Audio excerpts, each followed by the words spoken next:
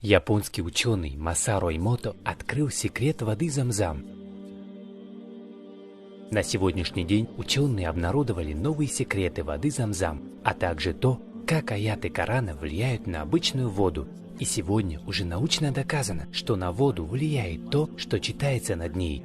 Японский ученый Масаро Эмото первым начал проводить эксперименты над водой. Это случилось после того, как он узнал, что каждая снежинка, падающая с неба, имеет уникальную и неповторимую структуру.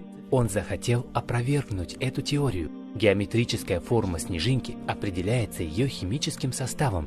И всем известен химический состав воды. Это 2 атома водорода и 1 атом кислорода. Но тогда, каким образом снежинки, падающие с неба, могут отличаться друг от друга по своей структуре? Масаро Эмото был решительно настроен доказать, что эта теория неправильна. Для этого он построил специальную лабораторию, состоящую из морозильной камеры с регулятором мороза. Он знал, что ни одна жидкость, подвергнутая внезапному замораживанию, не может принять геометрическую форму. Поэтому замораживание должно происходить медленно, чтобы атомы имели возможность кристаллизоваться в определенную форму. Масаро Эмото установил морозильную камеру. Это была морозильная комната с температурой в минус 7 градусов по Цельсию. Также он установил несколько микроскопов, оснащенных камерами, чтобы он смог сфотографировать снежинки до того, как они растают. Он говорил: «Я взял образцы с 2 пробирок в лаборатории, а затем заморозил их, и оба образца дали мне совершенно разные снежинки».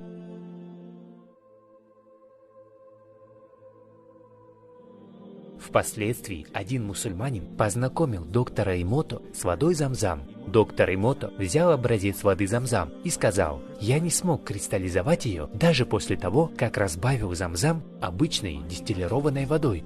Ему все-таки удалось кристаллизовать Замзам, но только после того, как он разбавил ее с дистиллированной водой в соотношении 1 к 1000. То есть, взяв 1 каплю воды Замзам и 1000 капель дистиллированной воды. И у него получились кристаллы уникальной формы. 2 кристалла образовались один поверх другого. Масаро Эмото сказал: «Мой мусульманский коллега предложил мне проигрывать аяты Корана над водой. Он взял магнитофон и включил запись Корана. И у нас получились кристаллы самой совершенной формы.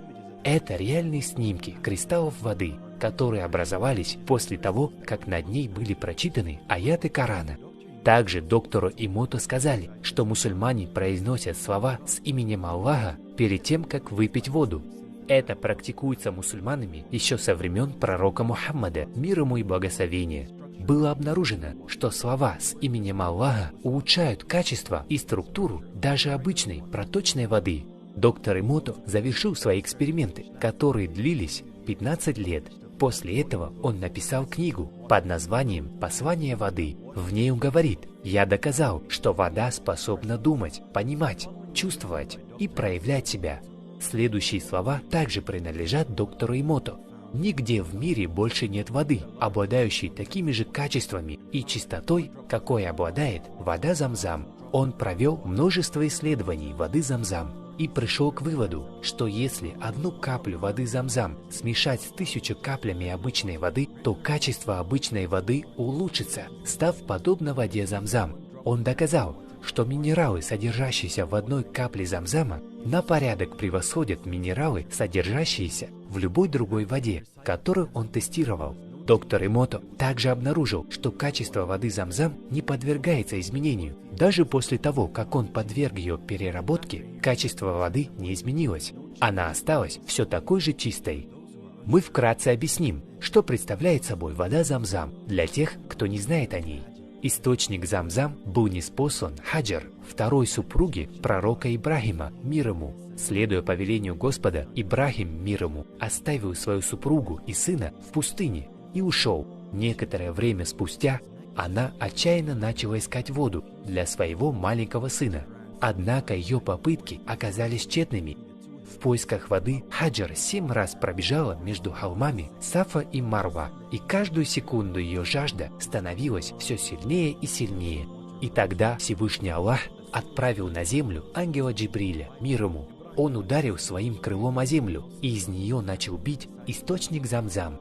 Похожая история также упоминается и в Библии. Ибрахим, мир ему, заново отстроил дом Аллаха, Кабу. рядом с колодцем Замзам. Колодец Замзам расположен примерно в 20 метрах от Кабы